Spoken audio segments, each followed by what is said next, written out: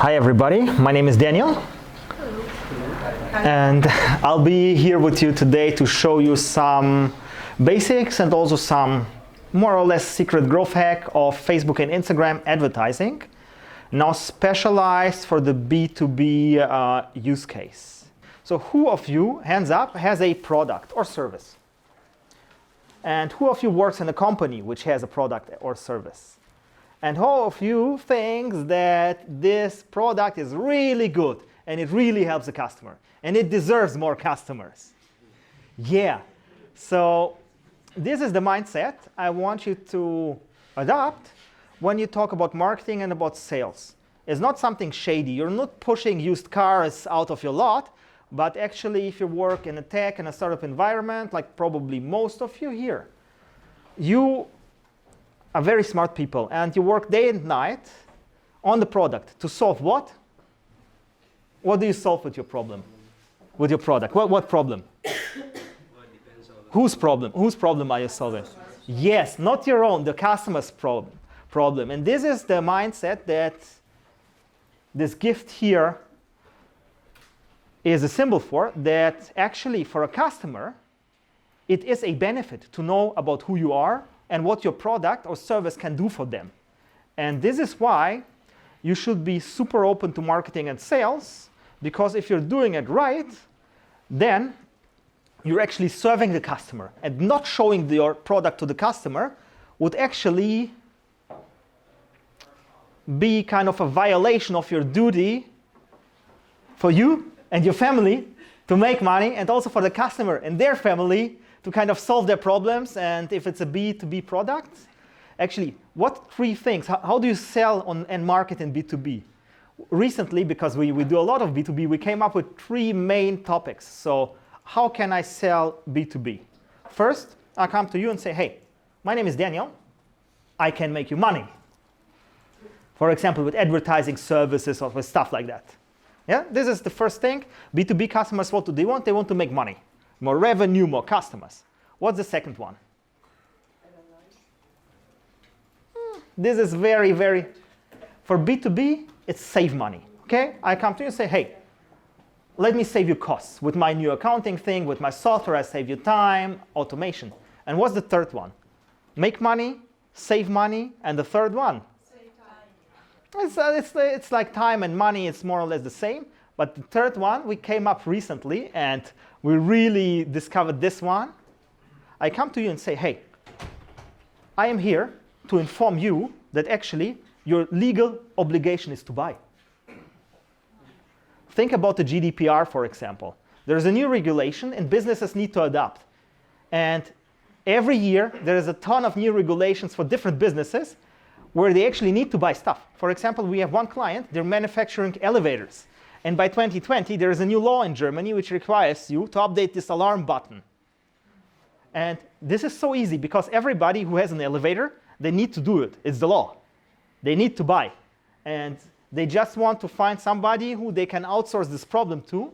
So this is the third thing. First, you make them money, you save them money, or you kind of say, hey guys, listen, it's the law. You need to buy.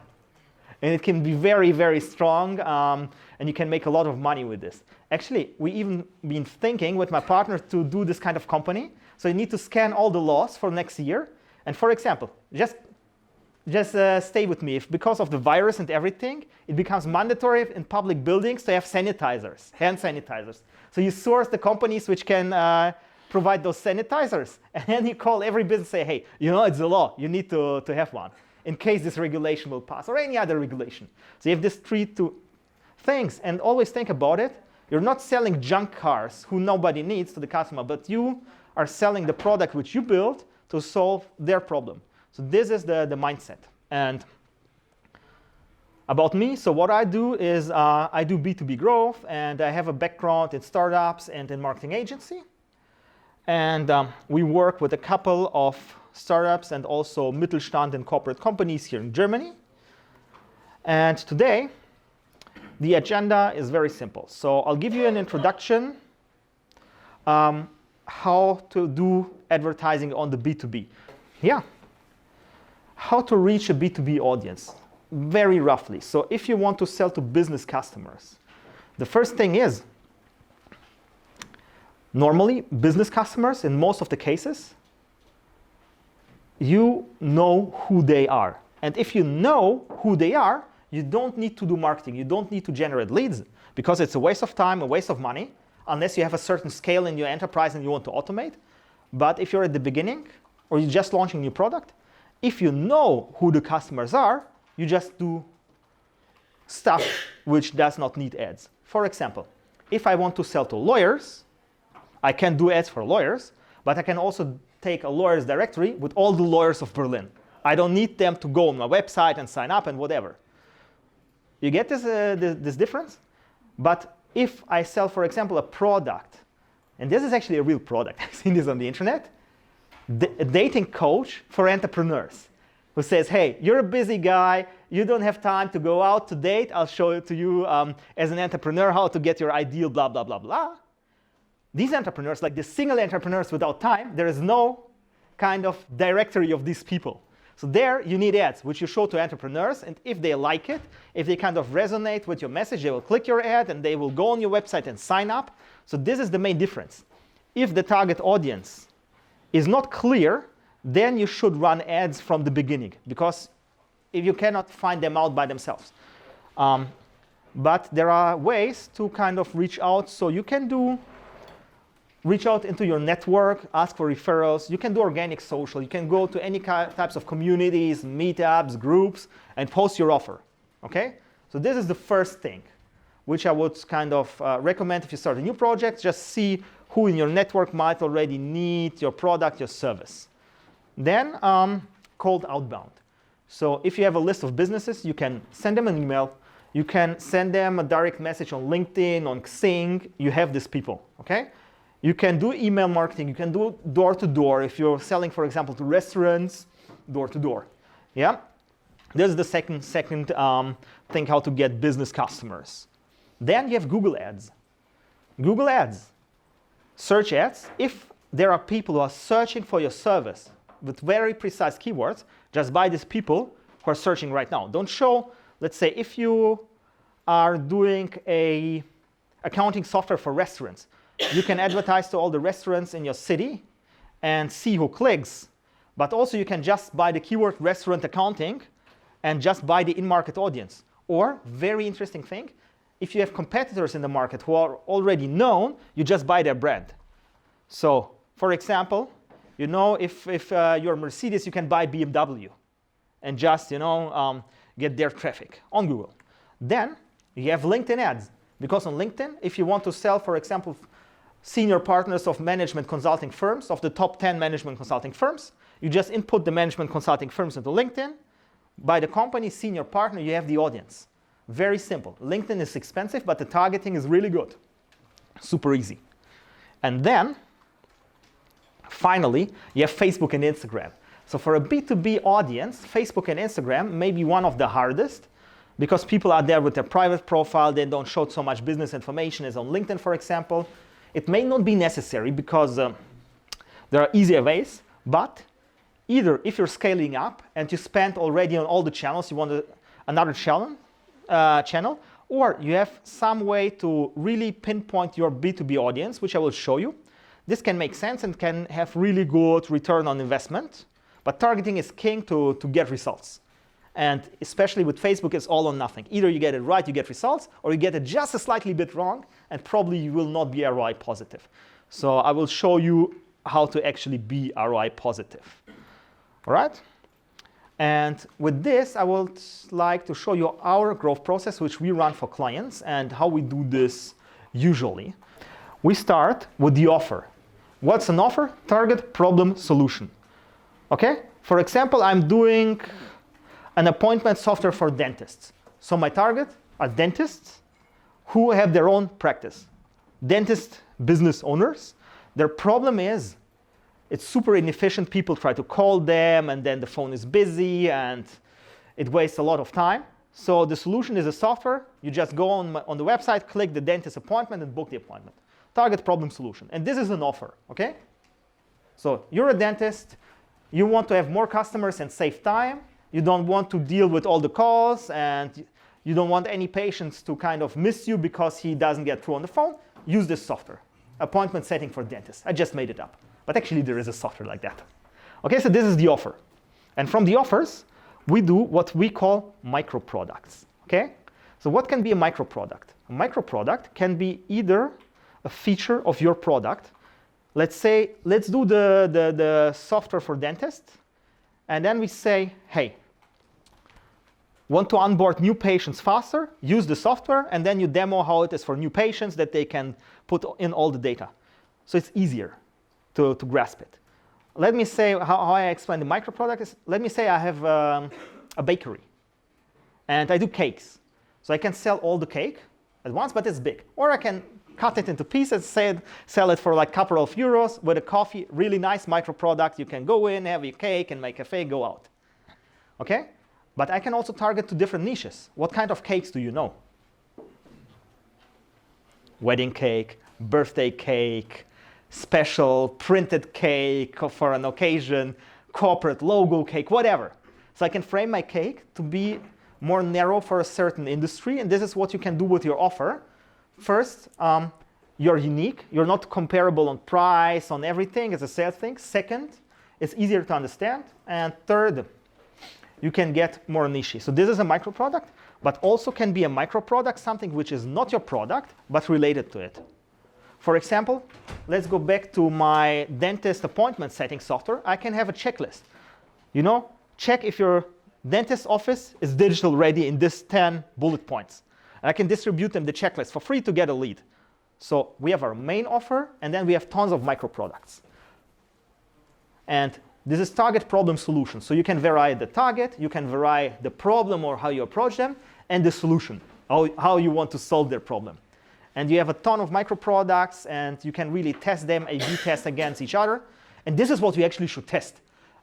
So not to test like a blue button against a red button, unless your Amazon with like millions of traffic per day doesn't give any results, but to test your offer. And this is something which you can do really easily. And then we recommend to write it down as a plan for at least 30 days, even 90 days if you want, for every day what you're doing. So you get up, no meetings, no discussions, no Facebook, no email. You get up and start executing. Because if you have your offers and your campaigns, you can go into execution fast and also are not distracted by anything. And then we recommend to start with outbound sales. Because if you talk to the customers, you do 100 calls, you pitch 100 slightly different products, and at the end of the day, you really know what your customer wants and what their problem is, so your ads are getting way more targeted and efficient. So outbound sales, and then finally comes paid acquisition, and this is what I'm here to talk about. And why did I run all the slides? To show you that to be successful in paid acquisition, you must know your offer. You must have some sub-offers, have a plan, have tried to sell the offer one-on-one, and then you can go one-to-many and spend money, and then you will be successful.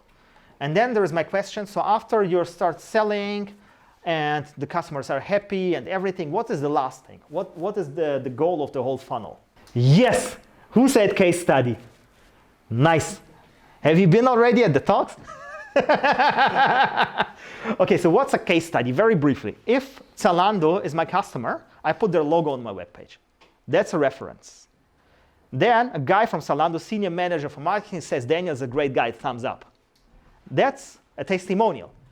But if I add numbers, we took Zalando at X and scaled Y metric to Z, that's a case study. And the case study you can use in paid acquisition, into sales, into products. The case study itself can be even a micro product. You advertise just a case study, how you did something for a client, and if other customers just like them want to download it, generate a lead. Leave their email, leave the phone. Even this can be a micro product, okay? So these are all the basics, and if you have done this, you're actually set to go into execution on your Facebook ads, okay? So let me run you through the basics. Let me run you through the basics. So what networks can you run ads on with Facebook? So if you log into facebook.com/ads, what kind of websites, what kind of ad networks you can use. Facebook, Instagram, good. What else? Messenger. Yes? Yes. What's the audience network? Websites which shows banner. Application. Great. This is great. So you can run ads inside Facebook, inside Instagram, inside Messenger, especially outside of Germany. You can even do like sponsored private messages to Facebook users. You have the audience network. So you know that you can buy ads on Facebook, which are shown on newspapers like Spiegel Online to people who you can target by their Facebook interests. This is the audience network. Actually, I see a lot of people taking photos, which is very much encouraged. Please upload it to LinkedIn and tag me. My name is Daniel Levelev. The person with the most likes gets a really nice surprise. I wanted to say free gift, but this is marketing speak. What's a paid gift anyway? No, I'll give you a very nice surprise. So please upload it and tag me. And what else companies are inside the Facebook empire? Yes, it will be coming soon. They ousted the founders who never wanted to run ads, and they're slowly opening WhatsApp to businesses. And some point of time, you will target people on WhatsApp. Crazy, huh? Okay, let's see what kind of ad formats you have. So you have sponsored ads. If you open your feed, about every 5th post is an ad. Why? This is great. Because this is native advertising. What's native advertising? Who wants to explain native advertising? Basically, the advertising which is very seamless on the feed. It doesn't show up as obviously advertising. Yes, exactly. So, for example, in Google, you have on top you have paid ads, and then you have free results. So you know what is paid for and what's not. Actually, by law, they're kind of obligated to write sponsored, but who cares? And the thing is here in Facebook, ads and organic traffic are not separated. So if I buy ads, let's say I spend €1,000 on ads, but if my ad is good and people are liking it, even sharing it, I get also free traffic. So what does this mean? First, if your ad is spammy and salesy, people will hate it. And Facebook will also make you pay more. If your ad is good and actually gives value or is viral as a clickbait, you will get also free traffic, which is nice. And you have some formats which you can book, like full page story, instant articles, marketplace. And you have also right column ads on Facebook. And then we have Instagram and Messenger. Okay? So these are all the ad formats. And this is just a screenshot of the Facebook ad interface. So you can target for awareness. Okay, just show the ad to people to make you known. You can have clicks, engagement, which is likes, and so on. App installs, if you have an app in an app store. Video views. This is a very nice one, especially if you're targeting like top of funnel. You want to educate your public first. So what you do, you start just running a video and optimize for video views, which is actually super cheap. And I will show you another strategy which can capitalize on this. Lead generation. Who knows about Facebook lead ads? Okay, so I will show you to the others who don't know this yet. So you have an ad, and if you click on it, you don't get redirected to a landing page, but a form opens directly inside Facebook. And it's even pre-filled with the information. So it's super easy. I just click, everything is pre-filled, I click, and then the lead gets sent to the advertiser. So if you want to start really fast, you don't need to care about your website, your landing page. You just have an ad, and then you collect the lead, which is really nice, especially in B2B, if you want them to download stuff or to get a free consultation or to ask for an offer. So lead ads are super, super nice. You have leads, and then you have conversions which you can track, and especially also e-commerce or even in-store traffic. So for B2B, I think the most things will be lead generation, on Facebook or conversions if you have your form on your web page.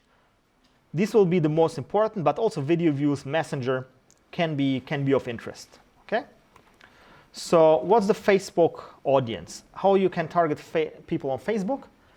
By everything they put into Facebook. So social demographic like age, gender, education, profession. Interests, pages they liked, behaviors, all the kind of data Facebook collects.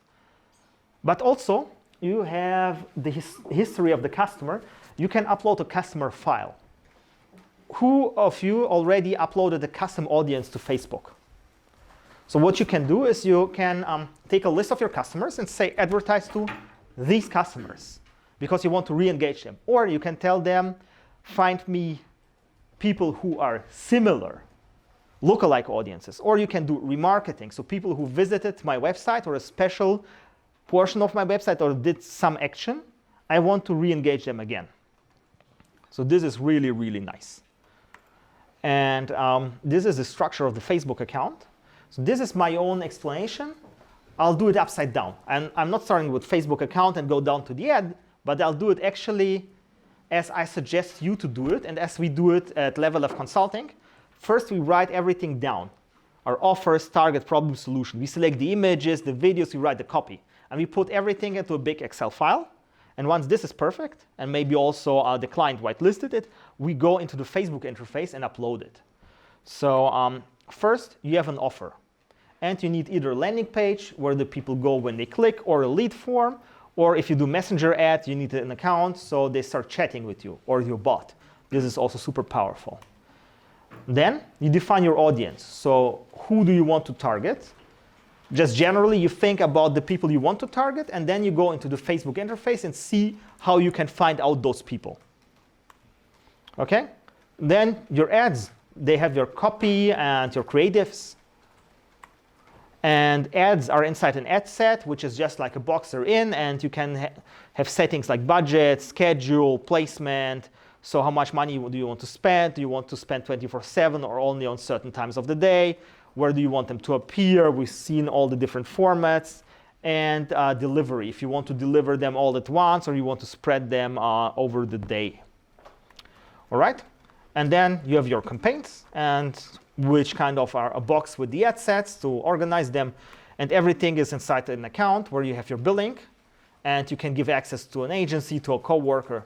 So this is how it works. Okay?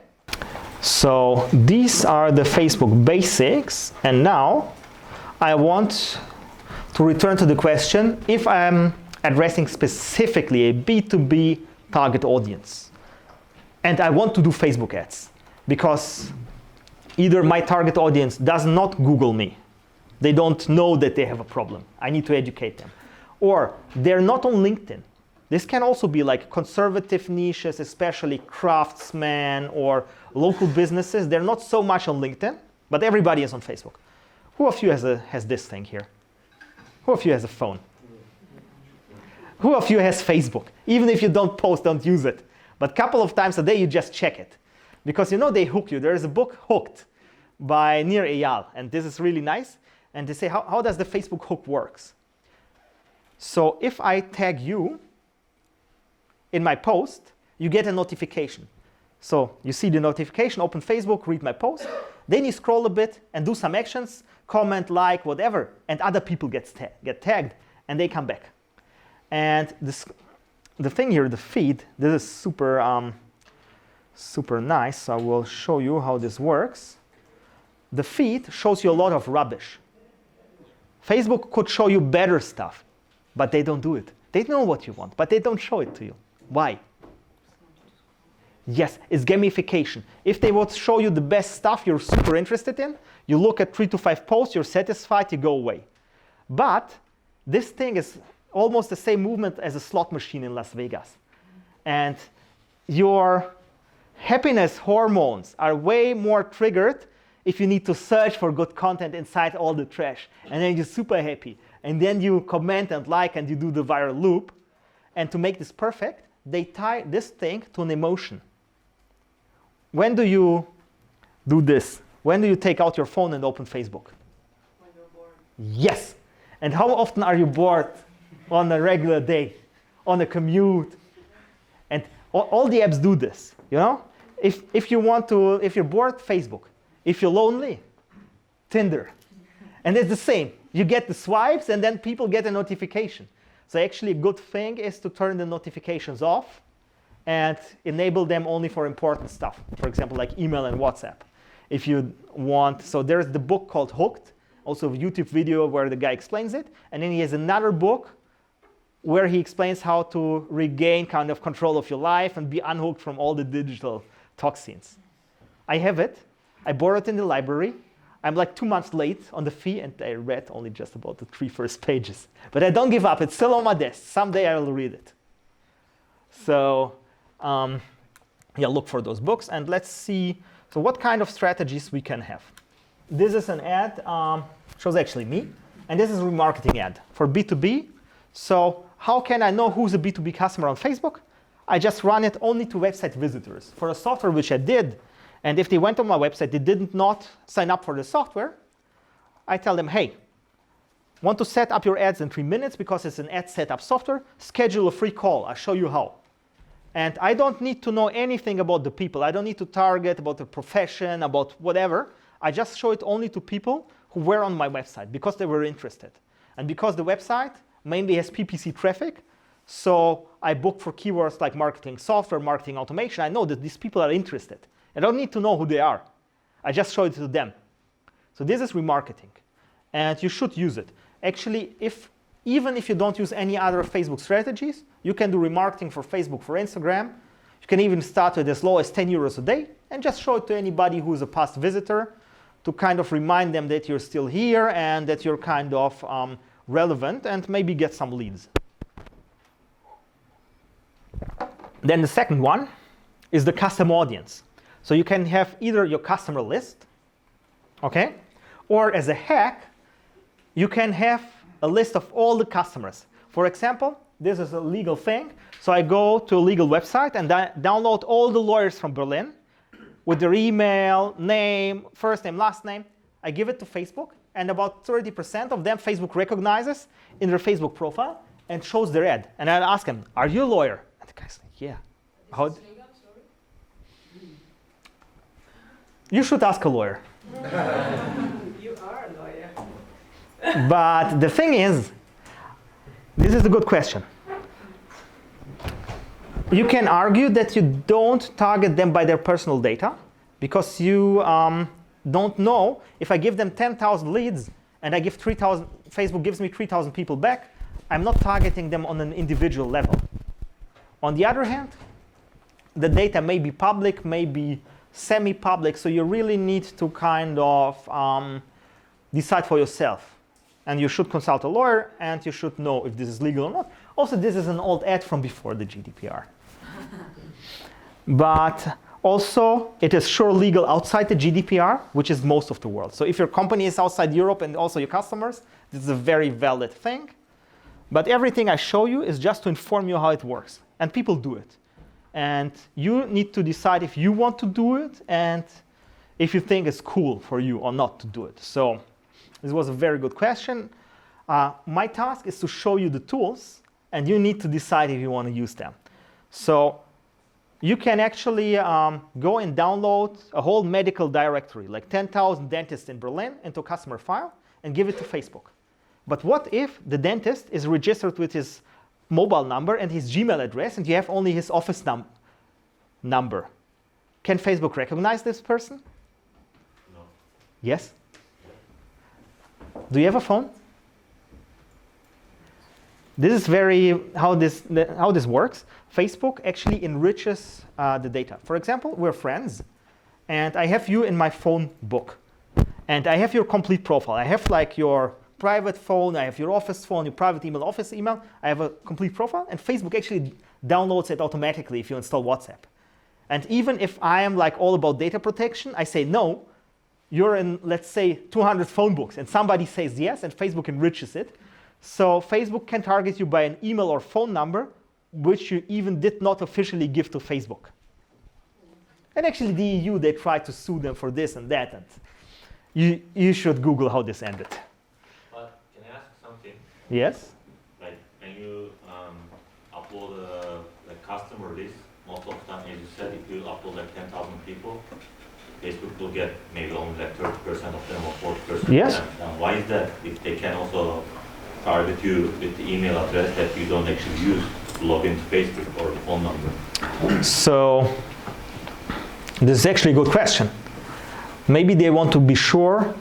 Maybe the data is not as good. Maybe they do it on purpose, so kind of not to show all the data. But in the US, for example, the targeting is way better than in Europe because they have more data. In the US, in Facebook and in Google, you can even target by income because they have credit card score data. Yeah, only in the US. Yeah. One question. You said when you save the numbers and the name, they will follow the data, right? Facebook. Mm-hmm. Yeah. So, for example, if my name is saved for my nickname, someone, Mm-hmm. does it come from my name or else with the phone number? So probably you could also be targeted by your nickname. I guess so. And also, you know, who here is into data science? So you know, it's a little bit an approximation. Right? So this is the lookalike audience. Really nice. So if you have some audience, so people, like you built an audience on Facebook, or you have a customer file, or website visitors, or whatever, you can tell Facebook, give me people who are just like that. Super powerful. Let's say Facebook, you give them 10,000 contacts, it recognizes 3,000, and then you can tell, okay, show me also people who are super similar. And it can track it. So this is also a very, very nice thing.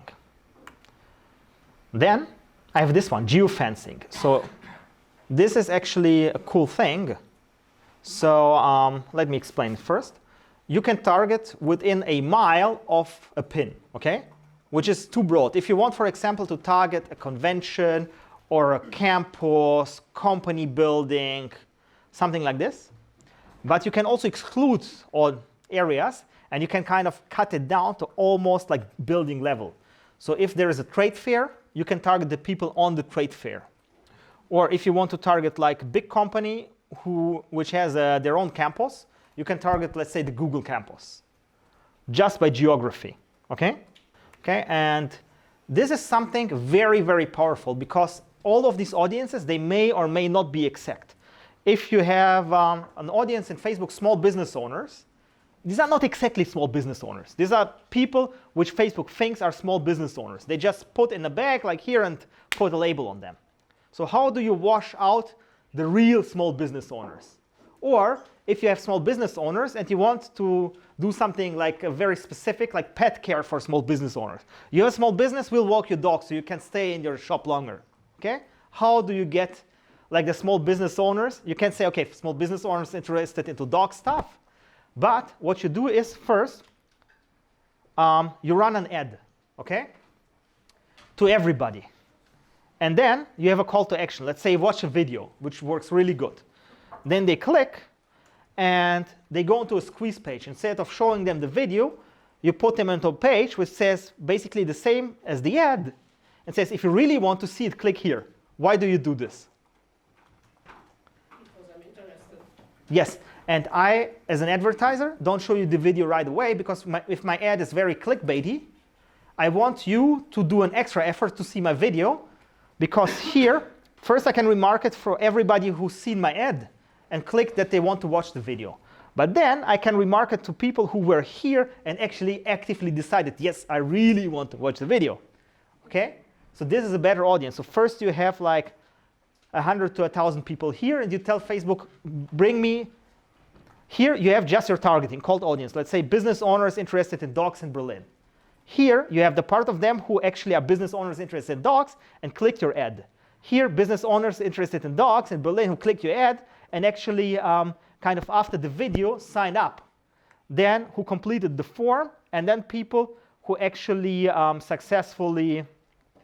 So after the video you put them to a form and after the form if they complete it, people who completed it. So then you remarket only the people, say to Facebook, I don't care if they're business owner or whatever, just give me people like this.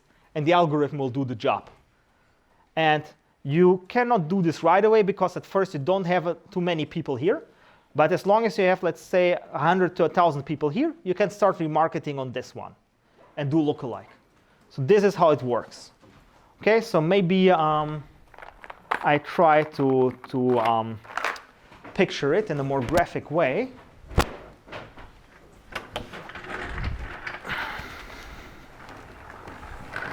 This is something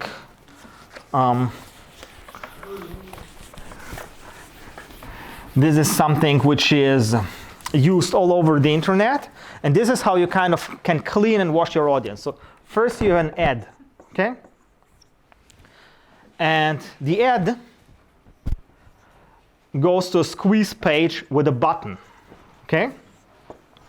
Then you have a video, and then you have a form. So first you just show the ad. If you have enough people going to here, you show the ad only to people similar and the same who go to the first step, then the second step, and then the third step. The same also, the ad can be actually a video, and you can remarket to people if this is a video who watch at least 50%. So you can run a video which kind of targets the problem, say, hey, if you're a business owner, blah, blah, blah, blah. Then you can see people who watch at least 50% of the video, they're more interested. This is how you watch them. From, let's say, all the dentists in Berlin, the dentists who watch the dentist accounting video may be really interested in the accounting thing for dentist. So this is how you watch them. And this is really like the advanced thing. And this is how you can, from a dirty Facebook audience, wash it clean. And actually what you do, you pay money. This costs money. So on Facebook, most of the super successful case studies, they did this first. If you start to do conversions, cold audience straight to conversion to sign up or buy, this will be very inefficient, very expensive. So first you need to buy your better audience, then a better audience, and then a better audience. So I would split, let's say, 20 to 50% of my budget into buying the audience. And then once I nail the audience, I can run for conversions and I can have ads which perform really good. And the more I run them, the better the algorithm gets. Machine learning. So you can use actually machine learning and Facebook AI for your purposes. And this is how it works. Is this all done within Facebook, or is your squeeze page already outside? It's outside of the Facebook. This is a good question. So what you can do in Facebook, you can, if you have a video, you can say to Facebook, remarket to people who watched 50% or X% of the video. This you can do in Facebook. But the squeeze pages, you need to build them on your system, and you need to install the Facebook pixel to track it, and say then inside Facebook, people who are on the pixel and have seen this page here with a URL, one audience. This is another one, this is another one. So you need to have your funnel built out and have the pixel set up correctly. But this is only in Facebook, or is your landing page in Somewhere else. So this is Facebook. Okay. And this is Facebook, Second. and this is off Facebook. Okay. Yeah. So if you click here on the ad, they open a page. Mm-hmm. So do you combine that with a keyword bidding, so with Google Ads to like create your customer audience and then? Yes, you can do, so this is a good question. Actually, there are two ways. So for example, if you have, let's say, you have something very specific. Let's say dog hotel, something. This is a B2C, but let's do something B2B. Let's say I'm selling. Franchise. Yeah, I have a franchise business. So if somebody looks for pizza franchise, how to open the pizza franchise, you can target them with Google Ads. And let's say the keywords, every click is like 10 euro because it's very expensive. So you can buy, let's say, 100 people for 10 euro, for 1,000 euro, and put them into a Facebook pixel, and then to Facebook say, hey, show me people similar to those people which clicked on my ads. And you know they're interested right now into buying a pizza franchise. And this is some advanced tactics which you can do. This is really good. Cool. So I think this is it. I wish you a happy lead gen. Thank you very much. Thank you.